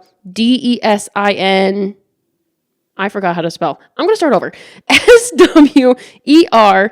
Wow. SWEARY. I'm looking at it and I'm still fucking it up. CARRIE. DESIGNS.com. Holy fuck, I made it through. Or you can look her up on TikTok, Instagram, Pinterest, YouTube. All of it is Swery Carey Designs. Just no spaces, no nothing. Spelled the exact same way that I just spelled for you because I'm not going to attempt that again. I don't want my brain to explode. But yeah, you won't want to miss her. And speaking of missing things, check me out while you're at it. My links and socials, it's a pretty extensive list, so stay with me. I promise it's going somewhere. So my official website, I'm going to put this way. My official website is noeternalmonologue.com. Same name as like the podcast because, duh. I have a merchandise collaboration with Scorpio Denim. Same people that designed this poster of the Beatles with the lover's card. Love them to death. And we have t-shirts, we have crew necks, we have stickers, we have 8x10 prints, But if you're looking for something a little bit more unconventional, like this pillow, for example, if you want like a pillow like this, or if you want like, I'm going to not put my knee in the way and just let it speak for itself. If you want like a pillowcase, like a tapestry, phone case, mug, whatever you may desire, go to society6.com/Scorpio Denim, and you can get some items from there. But if you want to support Scorpio Denim directly, go to scorpiodenim.com and check out our merchandise collab. Speaking of which, I was featured in a magazine article a little over a year ago, and the magazine is disruptmagazine.com, and you can go on there and search up the article, No Internal Monologue is the hottest podcast you should be listening to right now. So definitely check that out if you're interested in learning a little bit more about me and the show. While we're at it, my Instagram is No Internal Monologue _podcast. My TikTok is No Internal Monologue. My Twitter, or X, thanks Elon, is, NOINT_monologue. Then I have my personal Instagram, which is KINDA_MORGANN. My personal TikTok is MORGAN_LEIGH99.com. Words and spelling are hard. I also have my Spotify playlist linked down in the description. What can Morgan not stop listening to? Along with my Spotify page, my Apple page, and then I am also on YouTube now as well. So that'll be under the description of all my streaming platforms, and I'll be able to share the links everywhere, every which way, so you'll be able to see it somehow, so you have no excuse to not subscribe. So fucking subscribe, or else you're a fake fan. But other than that, Abby, where can we find you and everything little entitled... wow, English, enlightened little lady entails?